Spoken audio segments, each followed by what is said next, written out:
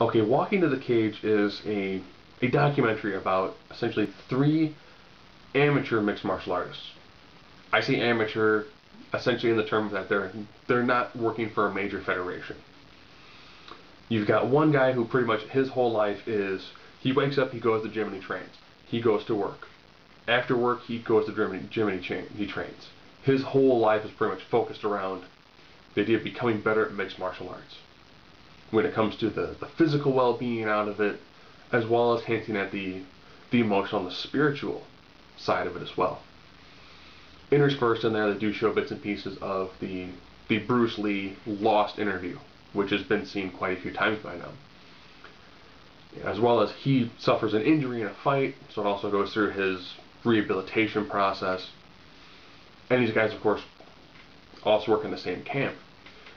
As well as another guy where he's got a wife, two kids, and pretty much when he's not working, he's training. Except for Saturday. He spends pretty much one day a week with his family. Just because he entirely loves the idea of mixed martial arts, the idea of finding out where your limits are and then pushing past them.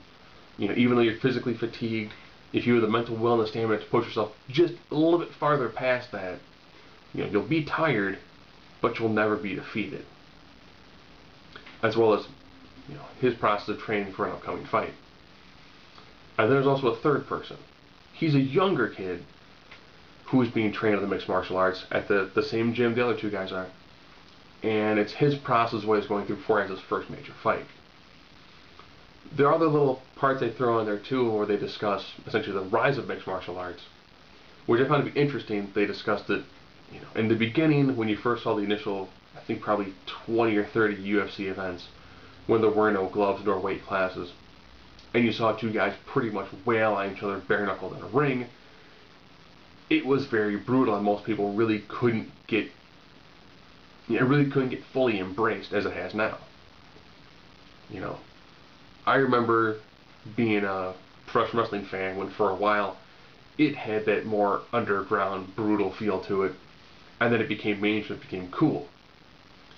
Over time, the shine of that's gone away. It's been replaced by essentially the UFCs, the WECs, I guess in some cases you also have Strike Force and Pride, where you end up having places that do a much better job when it comes to having really good regulations to it and giving it a lot more of a more professional sort of feel. And you have very, very highly trained athletes. One of the guys, the guy who has the family, he discusses how his wife likes to go see ballet, and those guys are athletes. And it's good to know that mixed martial artists are now looked at being athletes. Which I thought was weird because anybody who engages in some sort of physical activity in front of a large crowd of people that is not either like a high school event or like a middle school event, there's very easily those people are athletes. It's not student athlete, it is athlete. This is somebody who is putting a lot of time and effort into a specific sport, and there's almost zero sports that don't require athletic ability.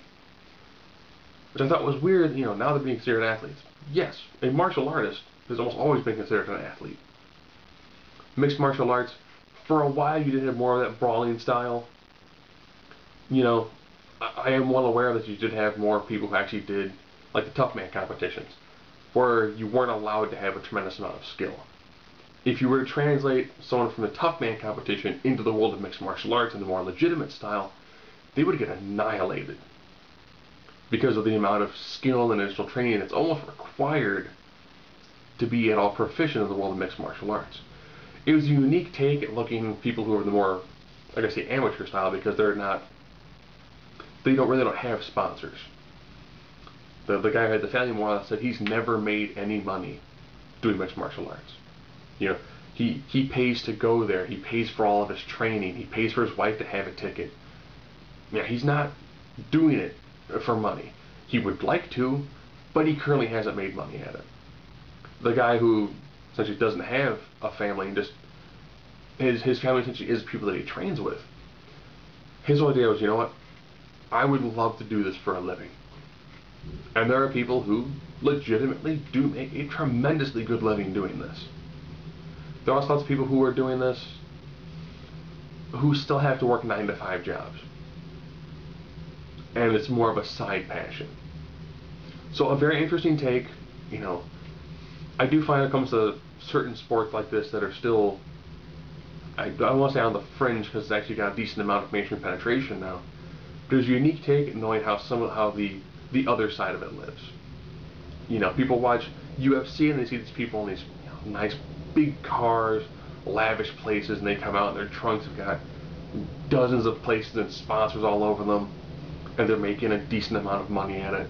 There's the flip side. There's that person who's going to, work a UFC event, but he's not going to be on a pay-per-view. And he's probably going to make next to no money unless he gets, a fight of the night or a knockout of the night. So a really interesting look at how the other side of the sport essentially tries to survive.